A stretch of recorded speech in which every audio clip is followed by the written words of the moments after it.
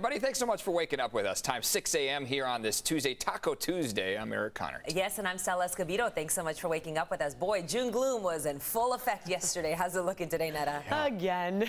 Here it is. Yep, it's on a repeat. This is the view at Carlsbad, and yeah, pretty gloomy to start off. We do have those gray conditions. I try to wear bright colors to at least try to brighten up these cameras, but overall, overcast skies again, and you know, hopefully you're getting used to it and you don't mind it too much because it's going to be literally happening over and over. Here's the view from Mount Soledad, where you do see the clouds are sitting up higher, so you can see downtown. There's the Coronado Bridge. Here's Mission Bay right there in the middle of your screen. Temperature-wise along the coast, 64 under those cloudy skies. Barely a breeze right now. That wind advisory actually just expired for the east of our mountains, but we'll still notice a bit of a breeze. I'll let you know the warm-up that we're literally embarking upon, how much warmer we're going to get here later today in for forecast coming up. Jenny.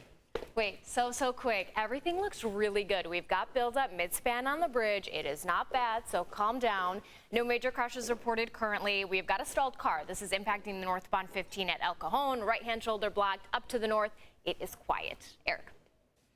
Several high-traffic websites are slowly coming back online after a major outage this morning. Yeah, the cloud service company Fastly is working on getting these websites back. So earlier this morning, people couldn't get on sites like Target, Reddit, CNN, and the New York Times.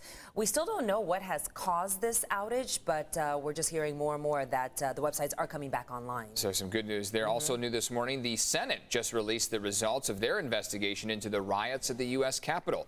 It largely blames Capitol Police and federal agencies for the intelligence and planning failures leading up to it. The report does not assess former President Trump's role in inciting activities leading up to and during the riots. Democrats are still pursuing an independent commission to conduct a fuller investigation.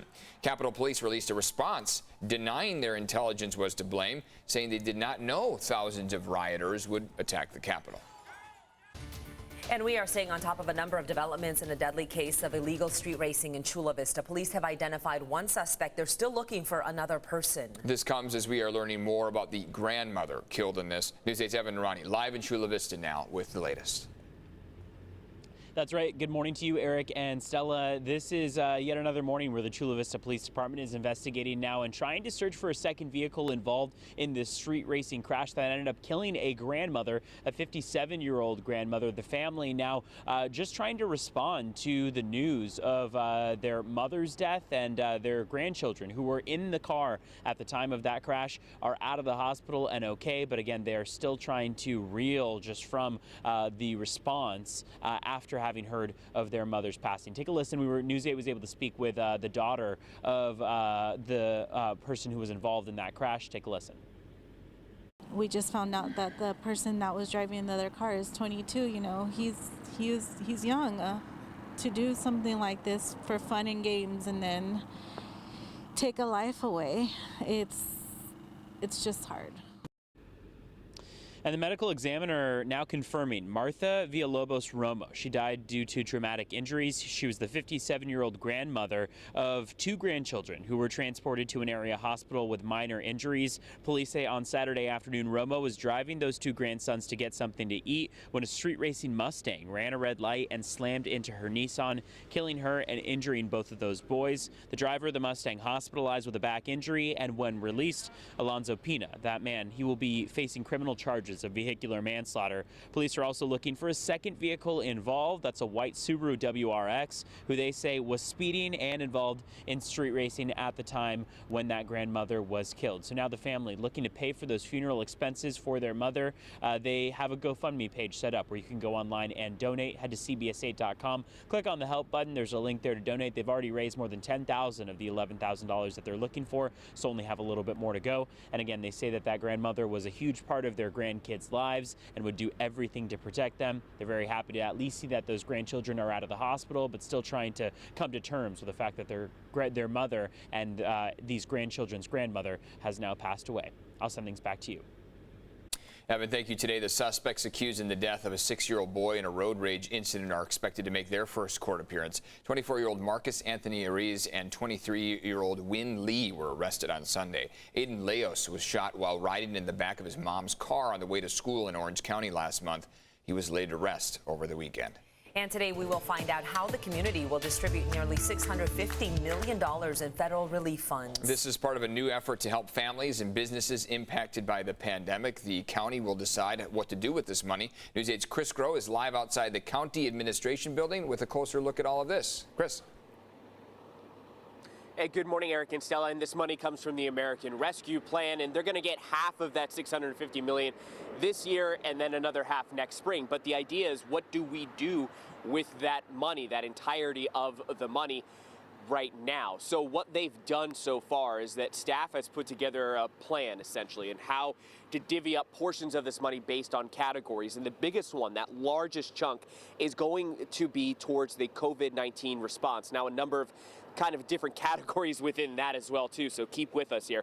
Essentially, that COVID-19 response category, that earmark there, could include testing, vaccination efforts, but then also the board. Each individual member got to draw up buckets or categories for how they want to prioritize that money. For instance, Supervisor Jim Desmond, he's been proposing a number of different programs, including a dine-in and help-out plan that could give diners 50% discount on their meals, or $10 per person for dining in. And you're wondering where the county comes in with this? Well, that money that would be saved by the customers would be reimbursed to the restaurant by the county, a way to help out these struggling restaurants. Now, he also proposed $10 million to waive fees for youth sports. In other words, free for kids 18 and under to sign up for sports leagues and to play here in the county.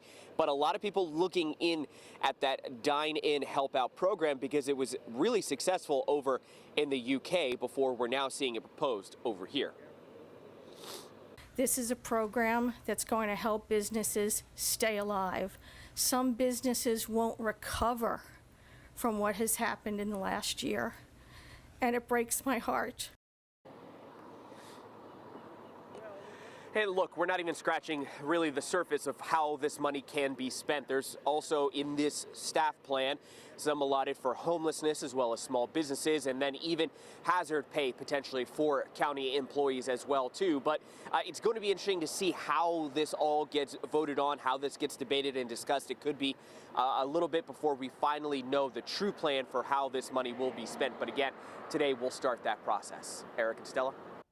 Chris, thank you. And today we find out if our county will slide into the least restrictive yellow tier exactly 1 week before our state's economy fully reopens.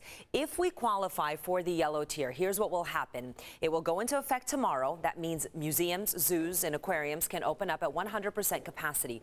Restaurants, breweries, wineries, as well as gyms and fitness centers increase to 50% capacity. Bars that don't serve food will be able to open indoors at 25% capacity. The moves loosens restrictions on outdoor live events and amusement parks as well.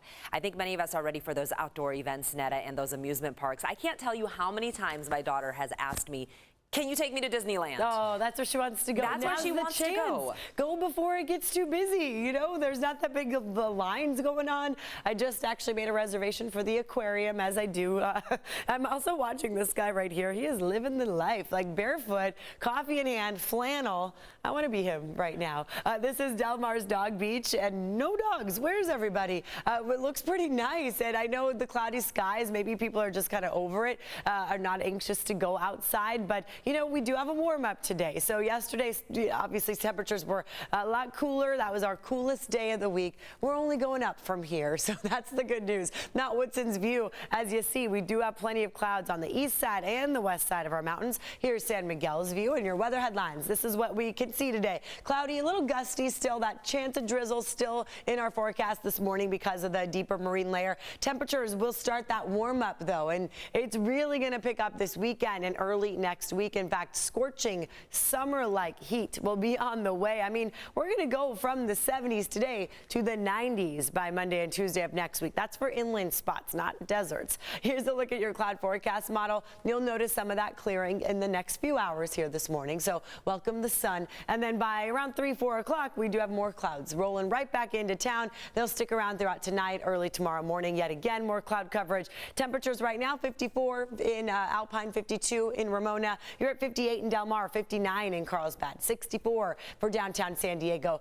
Big cool down here for the deserts, as you see, about 9 degrees cooler compared to 24 hours ago. We also have more moisture now. The marine layer, that west wind, helps add to our relative humidity numbers. And then afternoon highs, we're still below normal, as you see right here, that temperature difference, but we are definitely warming up. So you'll notice that over the next few days, hopefully you'll be okay with this. Temperatures will be moving up into the mid 70s for Friday, Saturday, Sunday. Should feel pretty nice this coming weekend. Inland from the 70s to the 80s you go. Jenny.